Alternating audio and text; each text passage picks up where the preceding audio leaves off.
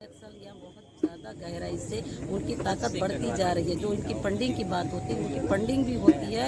नक्सल की यहाँ ताकत बड़ी। दुखद घटना हुई है, 10 जवान और एक ड्राइवर शहीद हुआ है और आज दंतेवाड़ा में मातम छाया हुआ है। क्या सोचती हो? ये जो बहुत दुखद की घटना है, पर इस तरह की घटना तो हर बार होते आ रहे हैं, लेकिन ये बस्तर में कब तक ये खून की होली खेली जाएगी? तो इस तरह से और भी भविष्य में हमारे जो जवान ऐसे शायद ना हो, इसके लिए कुछ ना कुछ सरकार को इस बात के लिए आगे बढ़ना चाहिए। चाहे बातचीत करने की बात हो तो बातचीत करनी चाहिए, पर इस लड़ाई का अंत कैसे होगा इसको बहुत ही गहराई से चिंतन करने की ज़रूरत है। और हर बार ये कहते हैं सरकार कि यही बोलते हैं कि नहीं अब नक्सली ख़त्म हो गए, अब गोला बारूद की आवाज़ नहीं आ रही है, खून की होली नहीं खेली जा रही है। ये जुबानों में अच्छा लगता है, लेकिन ये गलत है। अगर यही बात सच था तो ये क्यों हुआ? अभी कुछ दिन पहले यही बात सरकार ने कहा था ना कि गोली बारूदों की आवाज़ नहीं आ रही, खून खराबी क्यों नहीं आ। फिर इतनी सारे हमारे 10 जवान आ रही, हमारे उसमें ड्राइवर भाई कैसे शहीद हुए? केंद्र सरकार और राज्य सरकार पूरी तरह नाकामयाब है। वो आज इसके बाद हजारों कैंप भी खोल लेंगे, तब भी नाकामयाब है। अगर कामयाब होते इतने फोर्स लगाने के बाद सुरक्षा क्यों नहीं है? आज 10 जवान और एक ड्राइवर भाई ने इतनी बड़ी शहीद का दर्जा क्यों लिया? क्यों शहीद हुए? ये मेरा सवाल है। ना केंद्र सरकार नाकामयाब है, राज्य सरकार भी नाकामयाब है। ये पूरी तरह सरकार नाकामयाब है। नक्सल से जो मतलब लड़के उनकी नक्सलवाद की जो खत्म करने की बात करते हैं, ऐसा कुछ नहीं होगा। नक्सल है, बस्तर में बने रहेंगे और जब तक यहाँ का अत्याचार जुल्म बढ़ता जाएगा तो नक्सल नहीं मिटेगा। कोई भी मजबूत नहीं, ना सूचना तंत्र की बात करो, LI की बात करो, कुछ अगर इतनी उनकी सूचना तंत्र में थे तो आज 10 जवान कैसे शहीद हुए?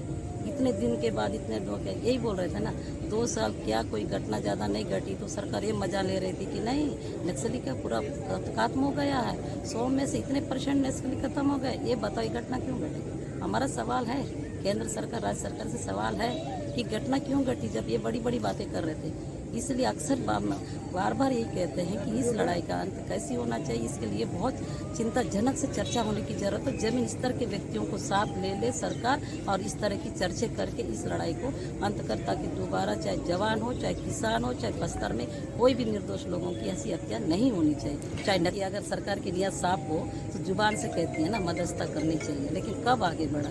और वो ये डायरेक्ट बोलेगा हमको नक्सली, कोई नक्सली आएगा और बोलेगा सरकार के सामने कि मेरे से मध्यस्थता करो।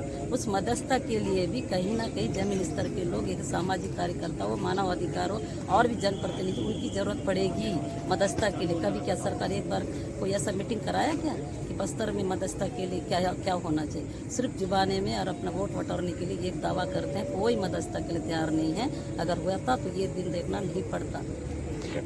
का देखो ये हमारे 10 जवानों को साइड से इसके चुनौती दे चुके हैं कि आने वाले में इससे ज़्यादा खूंखार और इससे ज़्यादा भयानक तरीके से ये चीज़ें होती जाएगी। या खून की होली बहुत बेहतरीन खेला जा सकता है, ऐसा मेरा संभावना। इसलिए सरकार से मेरा एक निवेदन है, उससे पहले चुनाव से पहले कोई ऐसे एक मध्यस्थता की बात या कोई ऐसे टाइप बातचीत होनी चाहिए टेबल टू, ताकि चुनाव में शांति वार्ता के साथ चुनाव हो जाए, अच्छे से हो जाए, किसी की खून खराबी नहीं। मुझे विश्वास है ये अगर सरकार चाहेगी तो चुनाव बहुत बेहतरीन और अच्छे से हो सकता है। लेकिन सरकार ये बातचीत के लिए और मध्यस्थता के लिए सारे चीज़ों के लिए मंथन करे तब, वरना ऐसा नहीं करेगा तो बहुत भयानक तरीके से इस बार का चुनाव में कई आदिवासी, कई ऐसे निर्दोष लोग मारे जा सकते, कई हमारे जवान जो पुलिस जवान भी शहीद हो सकते। ये संभावना पूरी तरह बनते जा रही है, कम नहीं है।